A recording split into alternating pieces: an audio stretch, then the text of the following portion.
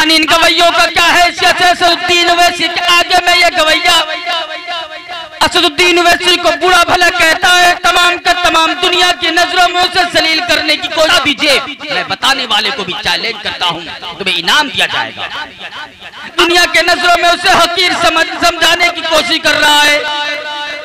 मैं कहता हूं उन गवैयों को, यह असदुद्दीन ओवैसी वो है जो पार्लियामेंट में जब संविधान की बात करता है, दलितों की बात करता है, अति पिछड़ों की बात करता है, गरीबों की बात करता है, जिन पर जुल्म होता है, जब उनकी आवाज उठाता है तो ऐसा लगता है कोई प्रोफेसर सदर के अंदर में बच्चों का क्लास ले रहा है। किसी की हिमाकत नहीं है क्या असदुद्दीन ओवैसी के आगे में उन्हें झूठा साबित कर दे, कोई दलील पेश कर दे असदुद्दीन ओवैसी के बारे में। आज ये गवैया इमरान प्रतापगढ़ी असदुद्दीन ओवैसी को ये बात बी टीम बोल करके शर्मिंदा करने की कोशिश कर रहा है तमाम मुसलमानों को। मैं तो कहता हूं जैसे ही उन्होंने बी टीम बोला असदुद्दीन ओवैसी को, तकरीबन 10 से 30 लाख लगभग वोट कांग्रेस और आरजेडी का कट चुका। इसलिए कहता हूं राहुल गांधी, अगर ऐसे गवैया इस कांग्रेस पार्टी में रहेगा शामिल तो बेड़ा गर्क कर देगा कांग्रेस का नामो निशान मिटा देगा हिंदुस्तान में। ये गवैया आज इन्हीं गवैयों की वजह से पूरे हिंदुस्तान के लोग आज शर्मिंदा है। आज ये गवैया हर तरफ से अपने आप को मुसलमान साबित करने की कोशिश कर रहा है। मैं पक्का मुसलमान हूं, मैं सच्चा मुसलमान हूं। इमरान प्रतापगढ़ी तुम बताओ किधर से मुसलमान नजर आते हो तुम? न चढ़े पर दाढ़ी है, न मुस्लिम की तरह लिबास है, न तुम्हारा जो है मुस्लिम की तरह कोई ढांचा है। आज जो कोई मुस्लिम की तरह दिखने को लगता है, मुस्लिम हकीकत में उन्हें तुम बदनाम करने की कोशिश में लगे रहते हो। ऐसे शख्स पर खुदा की लानत हो। आज जिस तरह देखा जा रहा है मुल्क के अंदर में किस तरह से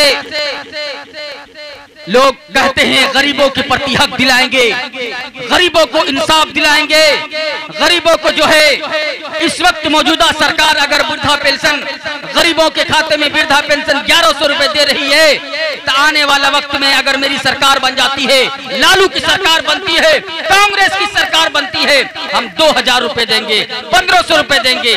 मैं कहता हूं आपकी सरकार बनेगी तभी तो। इतने दिन से आप लोग जो है लोगों को ठगते रहे, गरीबों को परेशान करते रहे, जंगल राज बनाते रहे, लोगों पर अत्याचार करते रहे, लोगों पर जुल्म करते रहे, फिर सपना देख रहा है ये मुख्यमंत्री बनने का। वहीं 18% से 22% मुसलमानों को इग्नोर किया जा रहा है, ये दलितों को इग्नोर किया जाता है, पिछड़ों को इग्नोर किया जाता है। मैं पूछना चाहता हूं कांग्रेस लालू के लाल से पूछना चाहता हूं, तेजस्वी यादव जी बताओ, अब विकास की बात करते हो, इससे पहले भी तुम्हारे बाप रेल मंत्री रहे लालू प्रसाद जी, राबड़ी देवी जो है मुख्यमंत्री रही, क्या किया गरीबों के लिए, क्या किया पिछड़े समाज के लिए, क्या किया दलितों के लिए, क्या किया ये बदहाल सीमांचल के लिए, क्या किया सीमांचल के लोगों के लिए, क्या किया मुसलमान दलित समाज के लिए? कुछ काम नहीं किया है, लूटने का सिर्फ काम किया है।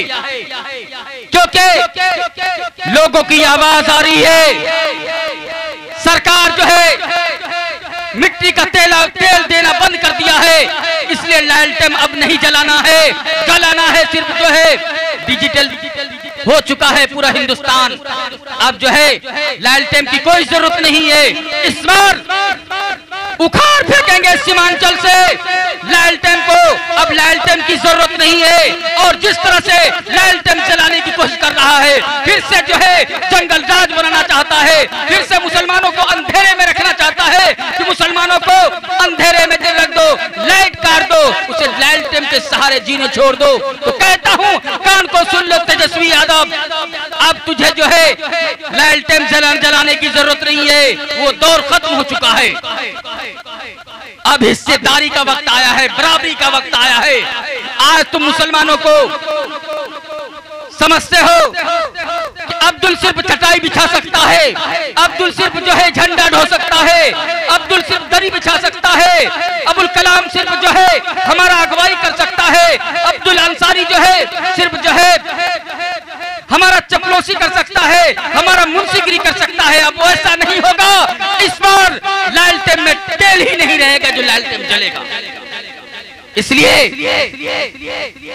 तमाम दलितों और पिछड़े समाज से कहना चाहता हूं, पूछो उनसे, इतने दिन तो तुम्हारे बाप दादा, तुम्हारे परिवार, तुम्हारे भाई बहन राजनीति की रोटी सेकते रहे, गद्दी पर बैठते रहे, मलाई खाते रहे, गरीब वोट देते देते थक गए। लेकिन क्या हुआ बिहार में? क्या हुआ बिहार के लोगों को? क्या हुआ बिहार के लोगों को? पलायन करना छोड़ दिए? क्या बिहार से गरीबी के खत्म कर दिए? अभी भी यहाँ के दलित पिछड़े समाज परदेश जाते हैं अपने परिवार को छोड़ करके, अपने बच्चों को छोड़ करके, छोटे छोटे मासूम बच्चे को छोड़ करके दिल्ली, पंजाब, हरियाणा कमाने जाते हैं।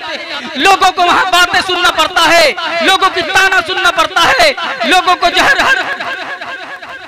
परेशानी से गुजरना पड़ता है। लेकिन आज लोग यहाँ के गरीब वही दिल्ली पंजाब कमाने के लिए जा रहे हैं। साहब, आपके परिवार इतने दिन रहे, क्या किए? गरीबों के लिए कोई नहीं सोचता, दलितों के लिए कोई नहीं सोच रहा है, पिछड़े समाज के लिए कोई नहीं सोच रहा है। आज अगर सोच रहा है हर कोई मलाई खाने के लिए, अपनी गद्दी पर बैठने के लिए।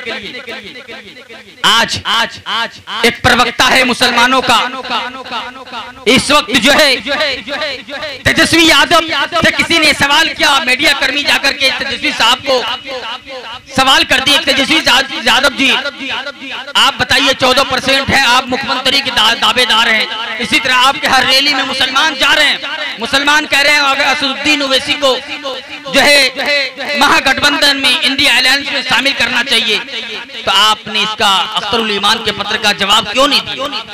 उन्होंने कहा बहुत शातिर मिजाज से, उन्होंने कितना सफाई अच्छे तरीके से सफाई पेश किया है कि अख्तरुल ईमान का कोई पत्र मेरे पास नहीं आया, नहीं उनके कोई आदमी मेरे पास आए। और सवाल रहा एमआईएम को गठबंधन में शामिल करने का, तो एमआईएम में जो जितने लोग थे आने का तो हमारे पास तो आ ही गए, अब एमआईएम में बचा क्या? जितने लोग आना था आ ही गए। देख लिए ना किस तरह से जवाब दिया है तेजस्वी यादव ने। इसलिए कहता हूं दलित पिछड़ो, अभी भी कुछ नहीं बिगड़ा है, इसलिए ये किसी का नहीं है, ये वही आदमी है जिन्होंने सीमांचल के मुसलमानों के पीठ में खंजर भोंका और असदुद्दीन ओवैसी को, एमआईएम के 4 विधायक को खरीद लिया। आज उन्हें हकीर समझने की कोशिश कर रहा है। लालू यादव के परिवारों से कहना चाहता हूं, उनके लाल से कहना चाहता हूं, तुम असदुद्दीन ओवैसी का कभी मुकाबला नहीं कर सकते। तुम अभी से लेकर 60 वर्ष तक की उम्र तक अगर पढ़ने की कोशिश करोगे, विद्यार्थी बनते ही रहोगे, उनका टीचर नहीं बन पाओगे, नहीं कोई जवाब दे पाओगे। जो राहुल गांधी बोलता है वही अल्फाज तुम बोलते हो, इनका क्या मतलब है? अरे कोई बात तुम अपने ज्ञान से बोलो, बोलने की सलाहियत है ही नहीं। इसलिए कहता हूं मुसलमानों, ये तो खरीदार है जिन्होंने इस पर कानून बनना चाहिए। कोई किसी की विधायक को खरीद रहा है, कैसे खरीद रहा है? इतने पैसे 2-2 करोड़ रुपए देकर के कहां से पैसा लाए? इनसे पूछना चाहिए, सवाल होना चाहिए ना, कहां से आखिर पैसा ला करके विधायक को खरीद रहा है? लेकिन मैं कहना चाहता हूं तमाम पिछड़ों दलितों से कहना चाहता हूं, अभी भी कुछ नहीं बिगड़ा है। एक हो जाओ और कहो कि अब लालटेन नहीं जलेगा, अब जो है डिजिटल हो चुका है, पूरे भारत में बिजली की सुविधा है, अब जो है लालटेन जलाने की जरूरत नहीं है। फिर से हम जो है बिहार को अंधेरा नहीं करना चाहते। इसलिए इस बार तमाम के तमाम लोगों को जागरूक होने की जरूरत है। और यही लालू परिवार और यही कांग्रेस की वजह से मुसलमान आज बीजेपी की नजर में दुश्मन महसूस कर रहा है, बीजेपी की की नजर में दुश्मन बन चुका है, यही कांग्रेस की वजह से, यही आरजेडी की वजह से कि तुम में अब हमें वोट दो, बीजेपी को मत दो, बीजेपी तुम्हारा दुश्मन है। हकीकत कहता हूं, आज यही कांग्रेस और आरजेडी के चलते आज मुसलमान बीजेपी की नजरों में, जदयू की नजरों में, नीतीश कुमार की नजरों में मुसलमान उनका दुश्मन बन चुका है। मुसलमानों का कसूर क्या है? असल तो ये लोग दलाल बीच में फंसे हुए हैं, जो लोगों को बरगला रहे हैं, मुसलमानों को बरगला रहे हैं और कहते हैं कि तुम मुझे वोट दो, मैं तुम्हारी हक की बात करूंगा, तुम्हारी आवाज उठाऊंगा, तुम्हारे लिए जो है हर काम करूंगा, तुम्हारे बच्चों की भविष्य बना दूंगा, तुम्हारे बच्चों के लिए स्कूल बना दूंगा, तुम्हारे बच्चों के लिए स्वास्थ्य केंद्र बना दूंगा, तुम्हारे बच्चों के लिए जो है अच्छा मेडिकल कॉलेज बना दूंगा। हकीकत में ये सब झूठ है और झूठ बोल करके ये गद्दी पर आना चाहता है और कहता है फिर से हम लालटेन को जलाएंगे। इस बार लालटेन बिहार में नहीं, अब जो है यहाँ भेपर जलेगा। अब लालटेन की कोई जरूरत नहीं है सीमांचल में, बिहार में, इसलिए कि जमाना डिजिटल हो चुका है। तेज प्रताप, तेजस्वी यादव, अब लालटेन की जरूरत नहीं है, इसलिए सरकार भी मिट्टी का तेल देना बंद कर दिया है। अब लालटेन की जरूरत नहीं। इसलिए कहता हूँ लोगों, अभी भी कुछ नहीं बिगड़ा, अभी भी वक्त में आ जाओ, अभी भी एक हो जाओ, मुत्तहिद हो जाओ और हक की आवाज उठाओ। आज मुसलमानों को मारा जाता है, दलितों को मारा जाता है, पिछड़े समाज को मारा जाता है, तो वहां सदन में कोई आवाज नहीं उठता, किसी की आवाज नहीं उठती है। वहां पर वक्फ दस्तूर में किसी का आवाज नहीं, एनआरसी पर जो है किसी का आवाज नहीं उठती है, दलित को मारा जाता है किसी का आवाज नहीं उठती है, कोई आवाज नहीं उठाता है। एक बंदा है असदुद्दीन ओवैसी, असदुद्दीन के अलावा कोई आवाज नहीं उठाता, सबकी बोलती बंद हो जाती है। और ये लोग तो जाहिल हैं, ये कहां से आवाज उठाएंगे, किस मौजू पर बहस करेंगे, इनके पास दलाइल कहां है जो बोल सकेंगे। पढ़े लिखे अगर होते तो दलाइल पेश करते, तो पढ़े लिखे है ही नहीं, ये अनपढ़ है, अनपढ़ लोग क्या बहस कर पाएंगे पढ़े लिखों के सामने में। इसलिए कहता हूं लोगों, अभी भी कुछ नहीं बिगड़ा, एक हो जाओ के मुत्तहिद हो तो बदल सकते हो दुनिया का निजाम, मुत्तहिद हो तो बदल सकते हो दुनिया का निजाम। अरे मुंतशिर हो तो मरो शोर मचाते क्यों हो, मुंतशिर हो तो मरो शोर मचाते क्यों हो। आज मैं कहना चाहता हूं तमाम बिहार वासियों से, जिस तरह से तुम्हें बहकाने की कोशिश कर रहा है और कहता है इस बार लालटेन को जलाएंगे, उन्हें कह दो एमआईएम अगर शामिल नहीं होगा ये लालटेन नहीं जल पाएगा।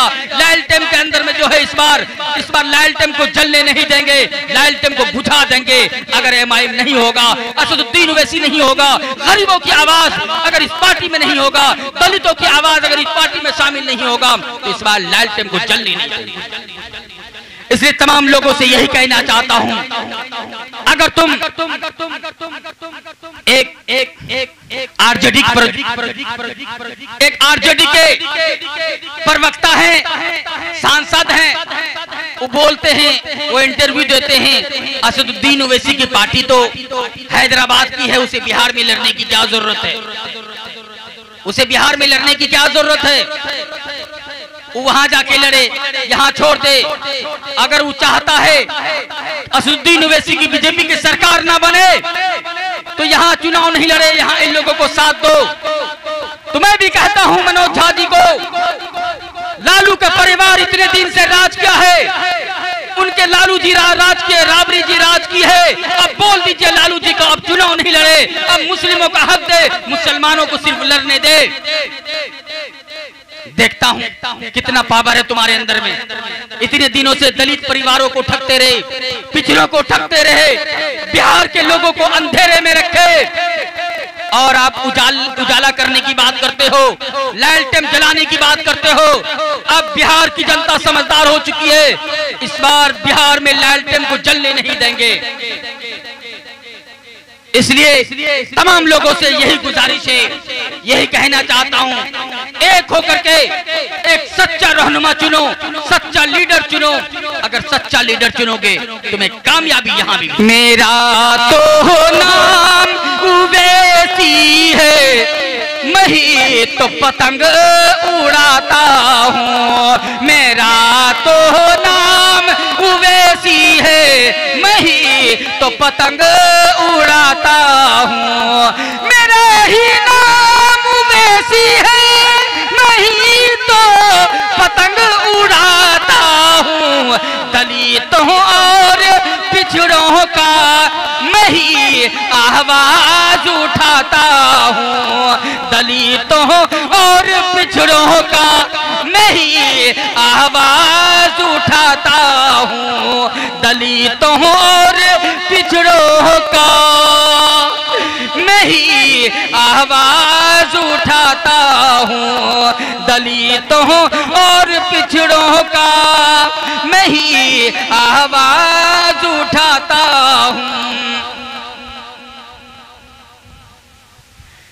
मैं तो कहता हूँ रोक लो असदुद्दीन ओवैसी को हैदराबाद जाने से। अगर हैदराबाद वापस चले गया असदुद्दीन ओवैसी, मुसलमानों को फिर से अंधेरे में रखेंगे, मुसलमानों को फिर लैलटेन के सहारे जीना होगा। इसलिए कहता हूँ रोक लो असदुद्दीन ओवैसी को हैदराबाद वापस जाने से और कह दो अब लैलटेन की जरूरत नहीं है, पूरा भारत डिजिटल हो चुका है। इस बार अगर इंडिया गठबंधन में असदुद्दीन ओवैसी को शामिल नहीं किया, इस बार लैलटेन को बिहार में